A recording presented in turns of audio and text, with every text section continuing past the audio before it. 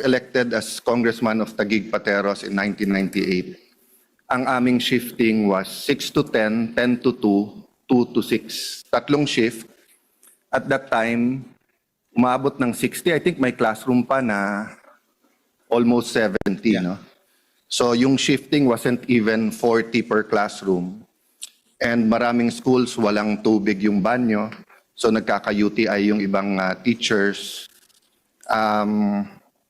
Because of rapid urbanization, yung dating may basketball court, may plaza, may volleyball court, may I don't know if some schools had katulad sa private school na may mga dance studio, di ba? Or hindi pa masyado naman yung computerization noon.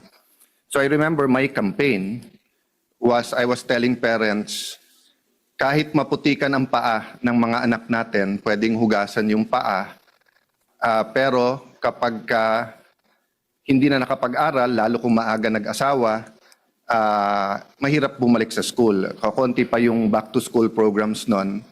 It's funny kasi nga, hugas pa kasi flood control din ang problema noon, putik. In Lower Taguig kasi doon, it used to be flooded very much, no?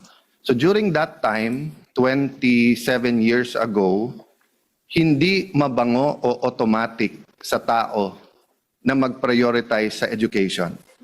During that time, you had to convince that it's better than roads, kahit aspaltong kalye, better than waiting shed, basketball courts, etc. Kasi nga, especially in the very poor areas, these are areas that were proclaimed during the presidential election. No? So fast forward, during the presidency of your first cousin, ang mahal nating kabatch namin ni Senator Cheese, ng dalawang naging Senate President Mig Subiri and Senate President Cheese Escudero, kabatch namin si President Pinoy. And halos na fill yung gap since the EDSA revolution, which your auntie naman did something very good, which is to give free high school. People forget that before the EDSA revolution, may bayad yung high school. Kaya yung mga politiko noon may scholarship sa high school, kahit notebooks, etc. Ang problema, hindi sumapat ang pondo or hindi na ilagay ang pondo for the additional classrooms. That's why during the first year of President Ramos, there was a study that many grade 6 graduating students could not read. And then nagkaroon ng issue whether quietly ang DepEd ay nagmamas promotion. No, this is all on the record. I think it's already on internet, especially with AI. But several reports to. That's why nga yung unang EDCOM, very basic doon. Ito yung naging problema.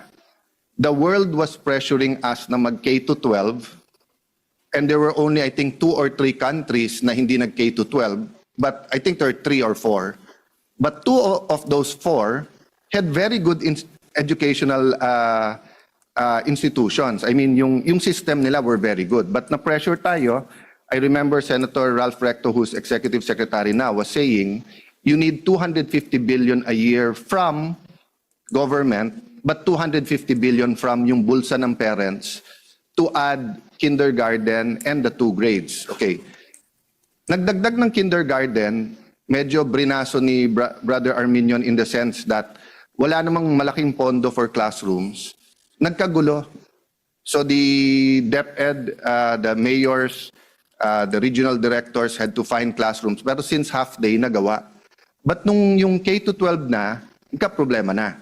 And then nagka-bridging programs, di ba? So because walang magiging incoming freshmen, maraming universities nagtanggap ng senior high.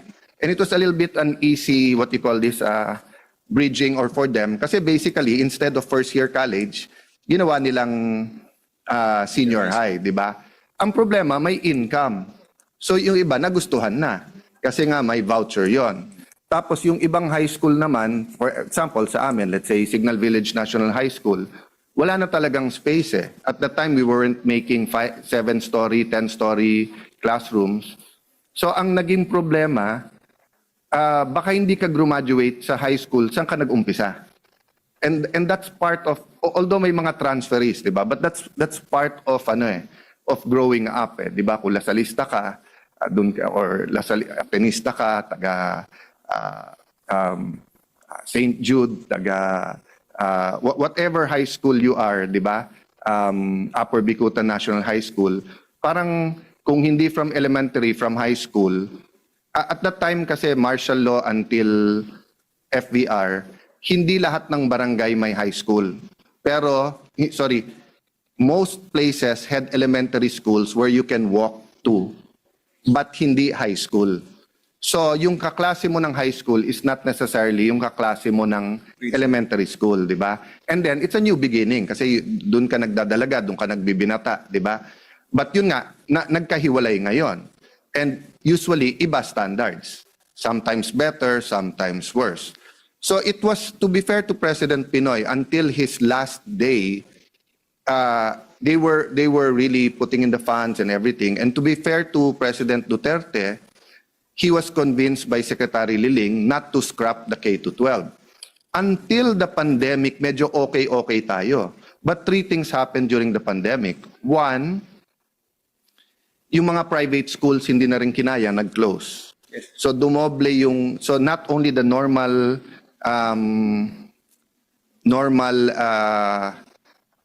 population growth, di ba? But also yung from public lumipat from private to public. That's why in Taguig, dinagdagan pa namin yung voucher para hindi mag-close down yung mga private kasi problema din natin. Some people will say, anong pakialam natin sa private? Private yun. Hindi. Whether it's health or education, there should be a healthy mix between, di ba, the public and the private, no? So, and I'm not talking about the Lasalles and Ateneos and San Agustins and St. Jude's. I'm talking about big and small schools, from Christian schools, yung parochial schools. Yes. Parochial schools of the Catholic Church also give very good education, pero tinamaan din sila kasi kahit papaano may konting gastos yon, completely libre sa high school. Okay. The second thing that happened is that, of course, na-realize din nila kasi nga nung nagkaroon ng internet learning, maraming rural areas, wala namang internet, wala namang gadget yung mga bata. Then they realized that in highly urbanized cities, hindi lang libre, may Apple laboratory, may computer laboratory, aircon yung mga classroom. So, lalong lumipat sa mga highly urbanized areas, di ba? The other thing that happened is that nahuli yung mga bata. And then, ngayon kasi konting ulan, wala nang pasok eh. I mean, I see both sides, but if you look at the number of days na walang pasok ngayon, so, ang mismo na nagsabi ng statistics na to ay ang EDCOM, and I don't think anyone disputed it. Yung dapat 12.9 years of education sa K-12, ang actual lang is 7.5. So, forma over substance. So we're telling the world, trust the Philippine education because we have 13 years of education. But actually, in reality, it's only 7.5 years. Para lang tayong private school na grade 7 plus 0.5. Para tayong hanggang first year high school lang, no? So that's why I laud your bill. But ang question ko, one step backward. If we were discussing now the state of education and not just classroom, that's my first question. Hindi ba ang tunay na solusyon ay tignan yung K-12? Mr. President, kasama yan. If you remember, on our first week, my privilege speech, there was a 7-point agenda to address our education crisis, including classrooms, nutrition, and of course, stuntedness is one of your main advocacies, Mr. President. We talked about internet connection, support for our teachers, employability, and the curriculum, and K-12. And I committed to Senator Estrada that when we get back in January, we're going to have a hearing regarding K-12, and we will hear all of the proposals, left, right, and center. Abolition, modification, going optional. We will hear all of these suggestions, Mr. President, and do our best to come to a solution. Because I agree with you, Mr. President, in a previous interpolation, we talked about the the failure of the K-12 system and how our grade 12 graduates are still not employable. Yun po kasi yung pinakapangako ng K-12. Pag graduate ka ng grade 12, di mo kailangan magkolehiyo, pwede ka na magtrabaho. And the employability of our grade 12 graduates, unfortunately, is really low. Napakababa po. So I think we all agree there are problems in the grade 11, grade 12 system. We need to address them. And the proper hearing, Mr. President, and with the Committee on Basic Education and with EDCOM, which you are also a member, I think we'll be able to come to a better solution po going into next year. I appreciate the gentleman's effort, and I know you're coming in from a break. You weren't in the Senate for a couple of years. But I will disagree with you that we're addressing the problem. Because from my point of view, we're evading the problem. There are only two solutions to this. Pondohan ng tama or tanggalan ng 1 or 2 years. So even under this program, and ngayon, I hope hindi mag-stall yung BICAM, and I think all of us naman don't want a reenacted budget. So we're all confident that cooler minds and really having a good governance but relevant, effective budget is a must. But even with the 2026 budget and even with this law, assuming everyone follows this, and even if LGUs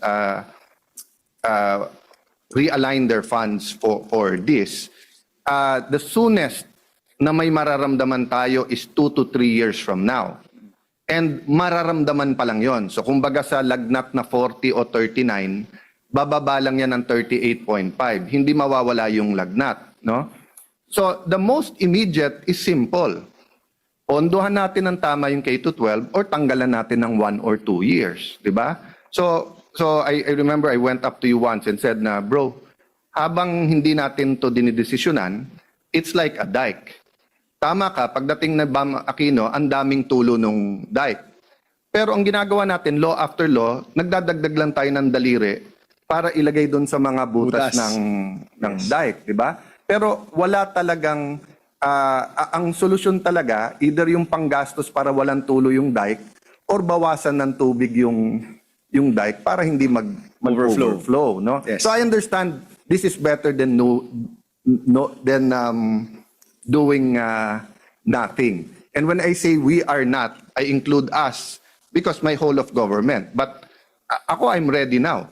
Whether the decision is tanggalin 1 year, whether tanggalin 2 years. So has your committee done the computation? If we take out senior high, gaano karaming classrooms ang ma-free up natin? And instead of 7 years, at 35B a year for 7 years? More, Mr. President. More like 90 billion a year. So we need, for 7 years. Right now, I know you've stated it a number of times, but para dun sa mga nakikinig nga lang ngayon. So how much do we need for how many years to close the gap? 90 billion a year for 6 years, Mr. President. We're now at 65 billion. So kung 65 billion, it's going to be 7 years. Okay. Meron tayong 166,000 gap, but every year, we have buildings which are condemned. We have an increasing population. May mga classrooms tayong nasisira dahil sa bagyo at earthquake. Yeah. And if you put all of that together, Mr. President, it's roughly about 39,000 Yes. classrooms per year. Now, lahat po ng grade level is more or less equally distributed. So if you take out one grade level, Mr. President, that's divided by 12. No? So yun po yung masisave natin. Roughly about 12 or 15,000 classrooms if we take out one grade level, Mr. President. Yeah. So let me drill down that point, no? In the rural areas, wala tayong problema masyado sa classroom in the sense that walang shifting doon. Meaning 7 to 3 or 8 to 4. Ang problema natin doon yung facilities, textbooks, computers, internet, di ba? Pero classroom, hindi. Kasi nakakapasok sila na buong araw. Depende rin sa definition ng rural, Mr. President. So if this is out of Metro Manila, they still need classrooms. But of course, the further you get out, the more land there is. Well, in iba rin, Mr. the President. statistics that were given to me by EDCOM, ang 2 and 3 shift is in the highly urbanized, Yes. di ba? Yes. And nagko-compound yung problema doon because dati mahal ang building, ngayon mahal na yung lupa. And mas mahal kung may nakatayo na doon. And then may konting problema sa expropriating. Nasa internet lang, nasa dyaryo a few days ago na yung issue sa Baguio na COA is saying na mahal ang pagkabili ni Mayor Magalong at ng Baguio City sa isang ano. I understand the predicament of mayors eh. Kasi usually yung assessed value mo, napakababa pa sa zonal, and then yung may-ari kahit sa zonal. So for example, if there's 5,000 square and I say, Mr. Aquino, how much do you want to sell it? Then you tell me na, boss, yung katabi ko kakabenta lang 70. Okay na sa akin 60-65 dahil school. Pag tinignan yung assessed value, yung sa table, 20 mil. Yes. Pag sa zonal, minsan lumalapit, pero depende kung gaano ka-updated, minsan 50. So pag binayad mo yung 65 na hinihingi niya, ikaw pa makakasuhan. Diba? So that's one thing I'll ask later on na do we address that in the bill? But so it's not as simple as when it was in 1998, which is ang daming lupa, wala lang pera para sa classroom. No, Mr. President. Land is definitely a problem, Mr. President. But for this year, ang laki po ng gap, 166,000. For this year, what we've allotted for about 30,000 classrooms, that will probably go to the schools where there's already available land, condemned buildings, condemned classrooms that need to be replaced. So palagay ko, Mr. President, case-to-case basis, but most of the ones who will receive classrooms this year, maybe hindi pa ganyan kalaki yung problema sa lupa. Once we get to the third or fourth year, Mr. President, dyan na mas magiging seryoso po yung problema. I appreciate your wanting to be precise kaya yung definition ng rural. And I will rephrase it, di ba? Obviously, doon sa mga one shift na hindi lumalampas ng 50 sa loob ng isang classroom, Yes. wala ang problema masyado sa classroom. Yes, Mr. President. Diba? Kasi just by the name, shortage. But doon sa 2 shift, lalo na sa 3 shifts, diba na 4 hours na lang sila sa isang araw, may problema tayo. We also have, Mr. President, mga one shift pero kulang na talaga yung classroom nila. So nagka-classroom na po sila sa covered courts, nagka-classroom na hinahati nila yung classroom into 2. There was one area, Mr. President, na napuntahan ko sa Quezon, sa gitna ng 2 building, nilagyan nila ng bubong, ginawa nilang classroom. So That's why I qualified it na walang shift or one shift pero hindi lumalampas ng 50 sa isang classroom, di ba? Kasi Yes. pag lumampas na, yung sinabi mo, inahati, Yes, nasa Mr. labas and everything. Okay. But ang pinag-uusapan natin, Mr. Chairman, tama po ba, Mr. President? Yung palang basic classroom, ha? Hindi Yes. pa natin pinag-uusapan laboratories, computer science labs, computer labs, auditoriums, you know, everything that makes the best of our private schools effective and relevant, hindi mo basta-basta mahanap ngayon sa public school yon.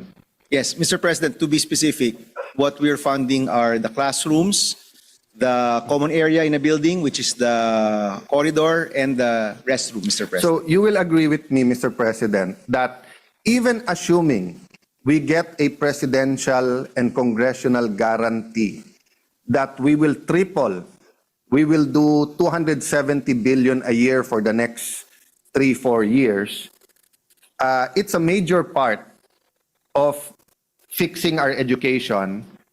It's a major part kasi foundational siya, may classroom ka. But then lulutang yung ibang problema na yung ibang private school may TV na, may projectors, di ba it's supposed to be parang textbook din eh. Ngayon ginawa na lang 2 ang Tracking. yung track, di ba? When we passed this law, we were sold the idea na katulad sa US. So pag sinabing halimbawa automotive, meron schools na high school pa lang, basic automotive, may equipment, tapos baka may driving school pa doon. Pag sinabing pananahe, may tela, May sewing machine. may lecturers, etc. Di ba? Pag sinabing sports, parang yung nationals, ang layo nung pangako. Malayo, Mr. Sa- President. And if I may, Mr. President, mas simple pa yung problema. It's not even the facilities, it's the teachers. Kahit gusto mo ng automotive, wala ka namang instructor na kaya magturo ng automotive. Kahit gusto mo ng sewing, wala ka namang teacher na kaya magturo nun. There was one case, Mr. President, na yung school, kailangan ng baking, kailangan ng hospitality, yung sa hotel, kailangan ng cooking, at kailangan ng barista. Wala ho silang mahanap na instructor, Mr. President. They were offering 4 courses. They had to hire one person na lahat ng 4, dapat alam niya. So nung tinanong ko po yung tao, sabi sa akin, Senator, I'm really barista ako. Yung iba, tumitingin na lang ako sa YouTube kung anong gagawin ko. So even the problem of instructors, Mr. President, that's a very basic problem for K-12, Mr. President. Yes. But half of that problem is not created by government. Diba? For example, yung kulang ng nurses, hindi gobyerno natin ang nag-create nun because nga malaki ang sweldo abroad. Tapos katulad sa US, pwede mo pang dalhin pamilya mo. But in terms of instructors sa technical, half of the problem, gobyerno din gumawa. Bakit? Kasi yung TESDA courses, 25 to 50,000, isa. So kung ikaw yung mga universities, i-offer mo na lang yon, you can pay the instructors very much. Isipin mo, bawat estudyante, 25,000. Meron 50,000.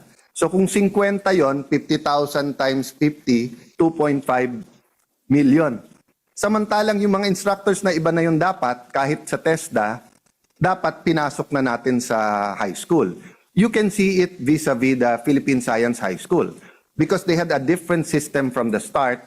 I'm not saying na per se it's all about money, pero per capita, I don't know right now, but when we did the K-12 study, parang times 3 o times 4 yung per capita spending for an ordinary student sa DepEd sa doon. So syempre, kung saan mas malaki yung per capita at saan mas malaki yung opportunities mo for personal growth, development, lilipat ka doon. And every time we ask TESDA, akala ko ba kaya nga namin kayo finand at may K-12 para wag na mag-out of school youth. Ngayon may 3-year course na rin yung TESDA, so parang graduate ka na nga ng high school 2 years later, or mag-out of school youth ka after the junior high school, and then magte-TESDA ka, humaba pa din ang TESDA, and then although may scholarship, lalong nagmahal na dapat sa elementary at high school pa lang, kasi like tayo, panibasa, we went to a private school, yung ating practical arts, tapos sa ibang school may 1 semester, may 1 quarter, kasi by quarters, mag-exchange ang babae at lalaki, di ba? So like kami, let's say kung basketball, but may 1 quarter lilipat, magba-volleyball kami. Tapos kung practical arts, may 1 quarter, mag-home economics kami. But very basic yon, yung mga electronics na soldering, yung mga craft na yung eggs ay gagawin mong paperweight, di ba? Yung, of course, yung mga drawing for those who want to go to engineering, di ba? But unfortunately, unless you have... we do have wonderful teachers everywhere, but as you said, di ba? If 4 yung tinuturo niya, baka very good siya sa isa, yung dalawa, medyo kinakapa niya lang, di ba? Unless jack of all trades siya. Yes, Mr. President, that story is to illustrate na even pagdating sa finding instructors, may problema na po yung K-12. And Mr. President, as you know, my position is our educational system is in crisis. Agree. And we need different solutions. It just so happened, Mr. President, nauna itong Classroom Acceleration Program kasi nais nating ituon dito sa budget. But definitely, Mr. President, all of these concerns, the committee does take them very seriously. And whether it's finding the right solution for employability, possibly taking out 1 year or modifying or improving the K-12 system, as you know, Mr. President, we're quite serious with tackling all of these issues. I don't as we go doubt on, the Mr. President. sincerity, Mr. President. I don't doubt yung sipag. I don't doubt the research work. And you will be here, God willing, until 2031. Yes, Mr. President. And then allowed a re-election. I don't know where I will be after 2028. But assuming, for the sake of argument, this passes, assuming nga from 65, gawin pa nating 90, ang problema, 3 years from now, pag nagawa yung buildings, di ba, ang sagot pa rin ng gobyerno, hindi pa rin natin kaya.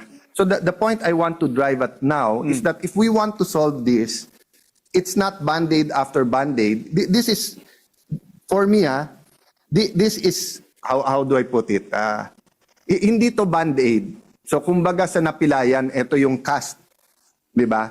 Pero, or ito bakal para nga magamit na yung napilay, di ba? But it's not it's not a stem cell or it's not a rebirth or renewal because nga, the problem with fixing the classroom problem, without fixing the private sector, yung pera ng ating mga, yung income ng ating mga mahihirap, and then kung hindi natin sasabayan ng mga instructors at saka facilities, we're setting ourselves up for bigger expectation and then mag-fail din.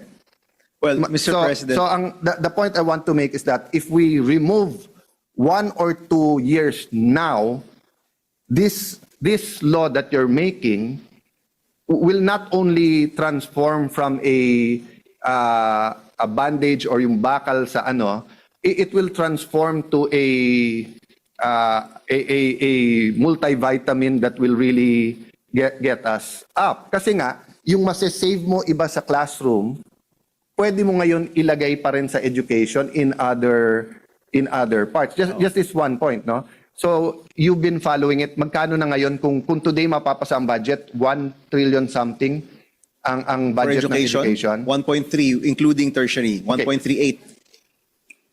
In an ideal situation, anong estimate natin dapat budget ng K-12 to be fully functional talaga? Mr. President, honestly, yung problema sa K-12 is not just funding. It's really the systems itself. I agree. But the Meaning, even if we threw money at it right now, Mr. President, kung hindi malinaw yung mga kailangang baguhin,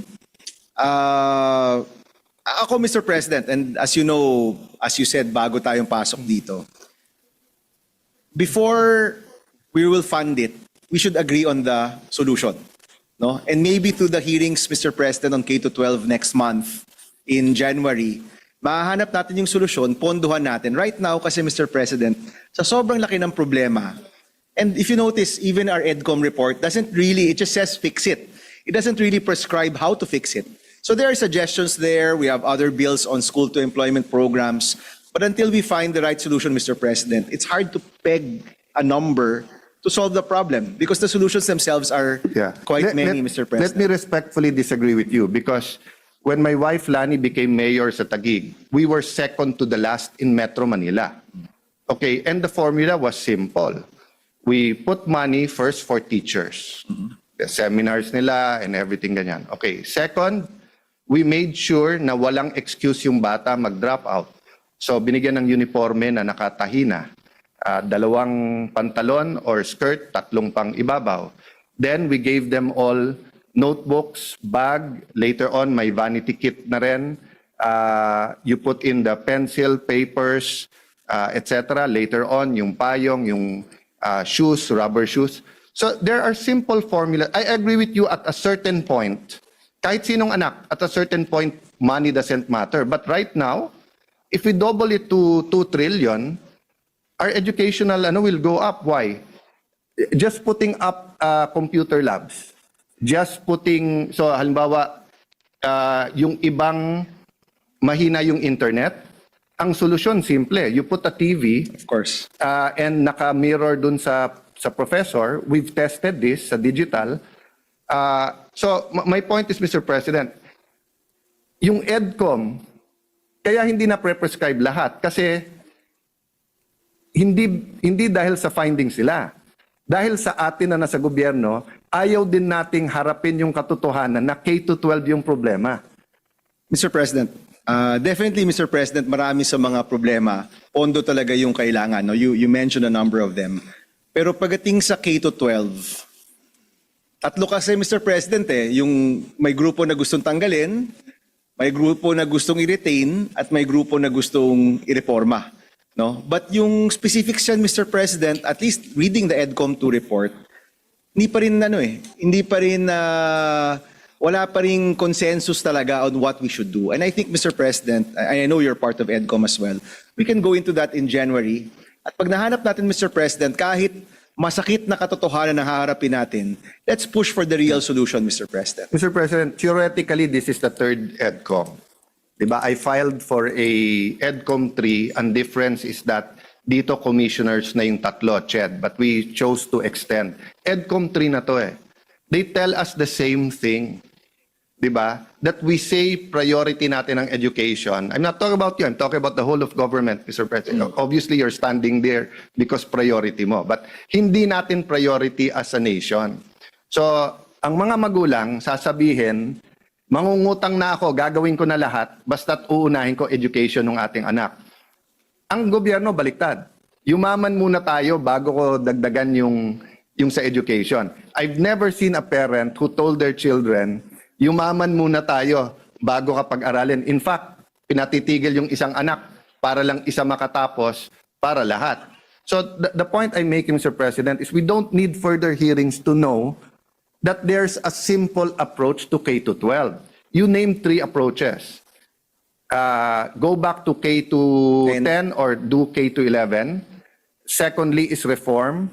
And third is to fully fund it. Similar problem, MMDA. Some are saying the failures of MMDA is because bitin ang powers nila. Some are saying naman, we don't need it, abolish it. Okay, since naging konsyal ako, we've done nothing. We've just complained na ganon. Same thing sa LLDA.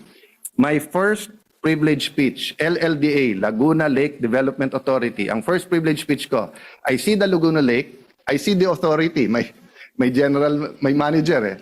Where's the development? Same thing. We've never passed. Meron model. Gawin mong LLDA parang BCDA. Bigay mo yung tamang powers at tamang pera. Yun ang problema po. We've seen the success of the K-12 in the first few years. We've seen its challenges before the pandemic. Pero nung nagka-pandemic, we can't rewind anymore. So ang choice lang talaga natin ngayon is to either magbawas ng 1 or 2 years. Or, as you said, how do you deal with crisis? You don't just let it pass. There's something you do proactive. So happy na tayo dahil so the 1 trillion this year 1.3 trillion. 1.3 is how much more than last year? 400 billion more. I think More or it's less. about 400 billion more. So it's substantial. Yes. Diba? But ako kasi ang estimate ko, ang 2.5 trillion to 3 trillion payat pa rin. For education, Mr. President. Kasi simple lang, kung ang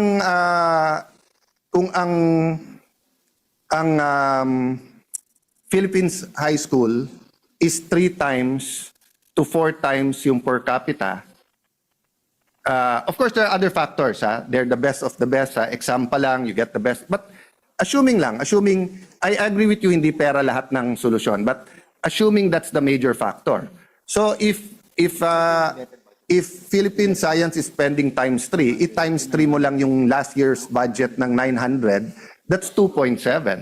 Diba? But as you said, even if you give the 2.7 this year, let's say bibili ka pa ng lupa, itatayo mo pa. Even if we buy the equipment, itre-train mo pa yung teachers. But ang sinasabi ko lang, Senator Bam, I'm a little bit older than you. Diba? Senator Enrile passed away this year. I could not really imagine, isipin niyo po tayo, we went through 1 pandemic in our life, siya 2. Dalawa. Oo. Yes. Tayo, we went through EDSA 1, EDSA 2. Siya dumaan sa panahon ng Hapon, dumaan sa panahon ng Kano, sa Commonwealth, sa martial law, sa gano'n, di ba? But, and I know him enough, kasi I grew up na mentor siya ng dad ko, at I could go to his office. But I really don't know in his heart what have been sadness.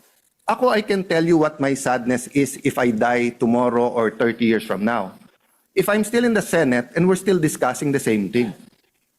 And the problem is, we are discussing the same thing since 2013, 2014, which was 11 years ago. I mean, now, the difference is more people are listening to you now. More people are listening to us now, but Yes. not enough Not enough. So my point, Senator Bam, is if we don't give them, the problem is extraordinary. So if we don't give them an extraordinary solution, this law will do good, but it also can give them false hope. Mr. President, I think we're pretty clear that there's a 7-point agenda to education. The problem is huge. Sabi nga nila, Mr. President, how do you eat an elephant? Diba? With one bite at a time. So this, Mr. President, is going to be one bite at a time. We're going to move to K-12 next. We're going to move to textbooks. We're going to move to stunting. In fact, we've already funded the school feeding program. Kulang pa rin yung sa barangay-based feeding program, Mr. President. Pero iisa-isahin natin yan. And with what you mentioned, Mr. President, na you don't want to die tomorrow na ganito pa rin yung problema. Or 30 years from now. Or hopefully 30 years from now, Mr. President. I think we will continue to try to reform this, Mr. President, find the right solutions, or we will die trying. I thank you for your patience, but let me just drill that point one more. Yes, Mr. President, go ahead. You mentioned eating an elephant, di ba? Did you notice na sa mga carnivals or even pagka pinapakain yung mga elephant sa mga zoo, did you notice may tali sila and then a small peg sa ground na kayang-kaya nilang hilahin yon but hindi nila ginagawa? Have you noticed that? No, Mr. President. Okay. So take a look at yung yung mga elepante. So wherever that's connected, tapos may tali, tapos may peg lang parang sa tent na nasa ground. Okay? The reason for that is when they are children, when they're very young, I don't know what you call a baby elephant, no, but nung pag baby pa sila, tinatali yan, let's say sa puno. So kahit anong alis nila, hindi. So by the time it matures, hindi na niya kayang isipin Na kaya niyang makawala. na kaya niya makawala. So that's why if you hindi mo inabot sa tuwing Saturday ng umaga yung Tarzan, Okay. kaya pag nagagalit yung mga animals at kay Tarzan at gaganon yung elepante, dun lang nahuhugot. At pagka gumanon na yung elepante at nahugot, na-realize niyang wala, dun lang siya tatakbo. Pero habang nakatakbo yon. So I just want to drill down that point. Na yun ang problema natin ngayon. We're like that elephant. We're doing many things. We're in the carnival, tinitignan tayo. Yes, the lion is the king of the jungle, but an elephant is an elephant. But until we do one of two things, go back to K-10 or 11 or fully fund K-12, hindi masosolve yung problema. We will improve ng konti. Diba? But ang problema kasi dun sa eating the elephant one bite at a time, I agree with you. But the problem is, katulad nito, for the next 3-4 years, kung ano man baba na ang baksak ng grade natin sa educational system, you'll have one generation or one 10-year gap na ganun yung aabutin ng mga Yes. bata. Diba? Same thing sa stunting. So kung ngayon 27% ang prevalence, if we don't do something radical in 2026, and I don't see that in the budget for 2026, kung bumaba man, maging 25, 1 out of 4, masa-stunt. So ganun na yung school system natin, tapos may 1 out of 4 ka pa na sa stunt, it gives us such a grave, It's a grim picture, Mr. President. But So one question lang, tapos baka wala namang amendment. yes, Mr. President. So if the LGUs have their own present system and will use their own money now, will this bill affect them? Yes, Mr. President. They can draw on this fund and use the funds that they have to augment. But nothing in this bill naman will hamper Oh, of course not, Mr. them if they have their own PPPs, if No, they have Mr. their own So it's really meant on if they need help going there. Yes, Mr. President. I said last, but last na last. Yes, Mr. Can we put something in and subject to the right words of simplifying it, or in this bill is there an office in DepEd na, as you said, di ba, yung to make it simple. For example, no, let's say the LGU has money or has target land. Pwede bang isa na lang sa DepEd ang bumili? So God willing hindi siya mademanda. There's Pero para to simplify na lang. There's a PMO, Mr. President, Yes. that DepEd needs to assign. They already have a current team that handles infrastructure. Yes. That's the PMO that's going I to handle asked this, that Mr. then President. during the budget hearing, if you, Senator Gatchalian, I think, was the one defending. Sabi ko, lagyan mo na ng, actually yung sa classroom, sana it's flexible to be used there. Pero sana, kasi ang sagot sa akin nun ni Senwin, and of course he's been also outstanding sa education sector, is that may fixed amount, etc. But I was saying nga, it's not na hesitant yung mga mayors. It's just too complicated. Diba? And it takes so much time. So can you imagine, kung mag-expropriate ka and it takes 1 to 2 years, then you're going to build a 7 to 10 story that takes 2.5 to 3 years. So we're talking 5 years. At ang term nila, 3 years. But kung sino man yung nasa PMO, especially kung career siya, and especially kung may deputy siya, he or she will transcend the 3-year terms ng mga, and that could help the mayor's plan. So, speaking for my LGU, where I am from, it's really, we have to create new schools Kasi puno na rin yung mga existing. And of course, we will do what we have to do. What I'm saying is that, imagine if we identify 3 places, but yung does that no? I mean, I don't know if it's just, or something very powerful sa declaration of policy, putting not only the onus but the hope in the PMO, in the Department of Education na to put up. I think if you say naman put up new schools, included na dyan yung ng land. But I just wanted to end by saying na those are the 2 things that we have to do in parallel. Dun sa mga rural na malalaki pa rin ang lupa, help the principals there, the supervisors, plan them. I was a teenager when I started going to Cebu because my dad was EPSA administrator in 1984-85. So I was 13, 14 years old. Walang tao sa Mactan. And I really fell in love with Cebu until now, no? Unfortunately, in terms of urban planning, despite many great planners like Lito Osmeña there, kung ano nangyari sa Metro Manila, nangyari din sa kanila sa planning, etc. So, that's my other fear, di ba? Is that if I die tomorrow or 30 years from now, yung schools sa mga rural na napakaganda, and when I say rural, not necessarily bundok or island. I mean, there are places in Calabarzon, in Quezon, in Bicol na ang gaganda pa ng schoolyards, di ba? But then, sabihin, ma'am, 3 hektarya ka naman bigay na natin sa housing yung kalahating hektarya, which is valid. O ma'am, gawan na natin ng gym yan para sa barangay, ganyan. And then we wake up one day, wala nang school grounds at wala nang tatayuan. So in parallel, di ba, tulungan natin ng husto yung mga may lupa, and then how can they, in parallel, how do they get in? As you said, di ba, not only January, even now, even the budget hearing, inaayos nyo yon yung paano tulungan yung mga yon. Pero yun nga, yung mga cities na wala na talagang yung ganun na lang yung school,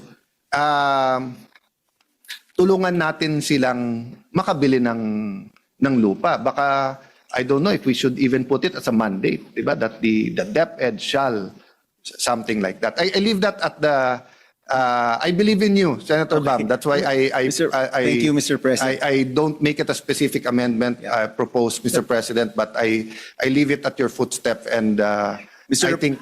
Mr. President, for the record, there's a Section 9 which talks about the Program Management Office, and Senator Pia Cayetano had a really good amendment to this section, Mr. President.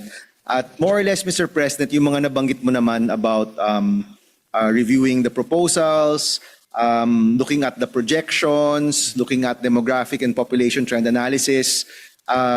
It's stated here, Mr. President, that the PMO under DepEd will be handling all of this, Mr. President. Well, of course, Mr. President, you know very well she's my ate, so I cannot say hindi maganda yung kanyang amendment. But of course, this is Mr. a Section 9, di ba? A program management office with the DepEd headed by in charge of shall review and approve. Can we make it more proactive? Something shall, instead of review and approve, something like shall pursue, or what's the right word that we can put na parang it will be symbolic, but kasi dun sa shall review and approve project proposals, para bang siya pa maghihintay na may proposal tapos sa kanya i-approve. Mr. President, may I move to suspend?